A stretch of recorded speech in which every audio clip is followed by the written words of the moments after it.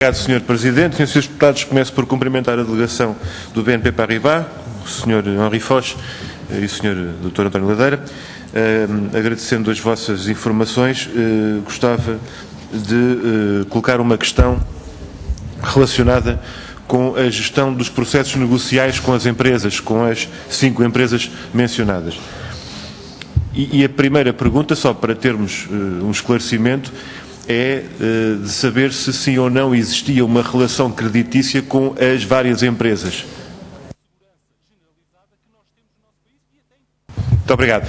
Então, só para clarificarmos a situação existente, eu pergunto de forma objetiva, qual era a importância da realização de contratos swap por parte destas empresas para a relação creditícia que existia? Obrigado. O Sr. Doutor acaba de nos dizer que não havia nenhuma relação direta. Eu pergunto se havia alguma relação indireta.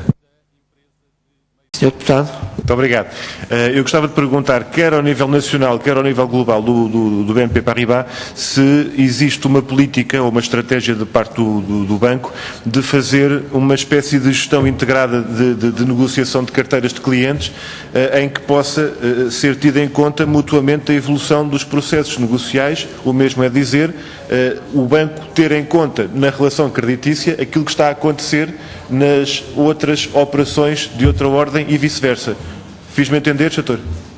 Muito obrigado. Eu gostaria de perguntar se os senhores compreendem a afirmação de um grande número uma grande parte dos responsáveis das empresas em causa, quando nos diziam que, na prática, se não houvesse contratação de swaps, era muito mais difícil ou quase impossível aceder ao crédito por parte destas empresas. Muito obrigado, Sr. Presidente. Antes de passar à próxima pergunta, não resisto a fazer aqui um comentário, é que às vezes a concorrência entre os bancos nestes processos fazia lembrar aqueles placares dos preços da gasolina nas autoestradas, que a diferença é quase de uma décima de cêntimo. Mas eu gostava de fazer uma pergunta que tem a ver, ainda neste âmbito, com o problema da complexidade dos contratos. Há aqui uma situação recorrente de contratos snowball ou algorithmic strategy e à medida que as reestruturações aconteciam, como já foi dito, muitas vezes ficavam mais complexos ainda. E eu gostava de perguntar qual é a razão subjacente a esta característica e a esta evolução das contratações. Muito obrigado. Muito obrigado. Eu julgo ter entendido que, no caso concreto do snowball, de facto, haverá perdas mais reduzidas, mas no caso dos contratos de tipo algorithmic strategy, não será tão negligenciável assim, se é que seria o primeiro. A minha questão é, em todo o caso, relacionada com a complexificação à medida que as reestruturações aconteciam. Ia ficando cada vez mais complexo e cada vez mais preso, digamos assim, num processo negocial. Confirma isto e como é que analisa ou explica esta realidade? Muito obrigado. A minha penúltima pergunta tem a ver com o processo de negociação por parte do IGCP com o banco no sentido do cancelamento dos contratos. Eu gostava de perguntar em que termos foi feita essa negociação. Eu, para lhe dar nota de forma sintética, já tivemos o testemunho de situações em que havia uma cadência de etapas de um processo de negociação, os termos, os documentos, o teste, etc. E tivemos o exemplo contrário, em que o Estado chegou, disse quanto é que tinha para pagar, quanto é que queria pagar e ficou a negociação feita. Qual foi o caso do BNP Paribas?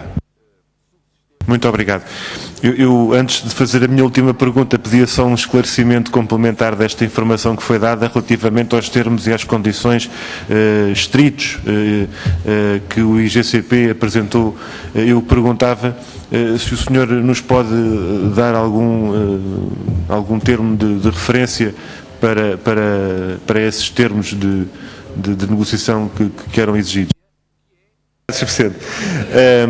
Agora que o esclarecimento adicional à penúltima pergunta foi feito, vou fazer a minha última pergunta.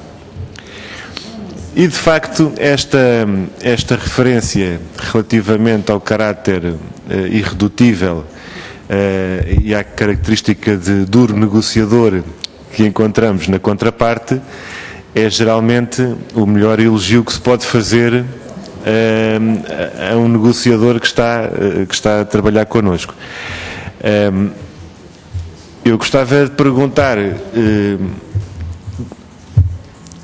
no quadro desta negociação tão irredutível, para efeitos até de contabilização das perdas reais, qual foi o montante depois que o Estado português acabou por entregar ao BNP Paribas em termos do cancelamento dos contratos e da transformação de perdas potenciais em perdas reais, e com esta questão